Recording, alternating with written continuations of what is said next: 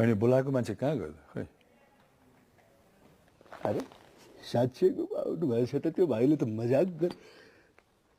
अरे यार हो त दादा, सरी दादा, मैले चाहिँ झुक्किएर क्यारिकेचर गरेँ दादा। म त यो भाइले मजाक गर्यो होला भनेको, हजुर त साँच्चै आउनु भएछ त?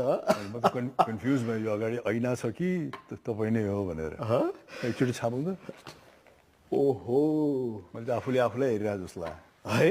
म सायद आज निदाउँदिनँ होला। राजेश दाईसँग एकपटक मेरो चाहिँ अगाडि नै बसेर स्पर्श गर्दै गफ गर्ने मेरो ठुलो रहर थियो। म राजेश दाइ तपाईँ को नि? म चाहिँ त्यो एउटा गरी खाने एउटा सानो सानो खालको पुच्छे। मलाई एकदम त्यो अहिलेसम्म मेरो चाहिँ चाहिने त्यो यसरी मुटु कहिले पनि धड्किएको थिएन। एकदम बढी धड्किरहेछ।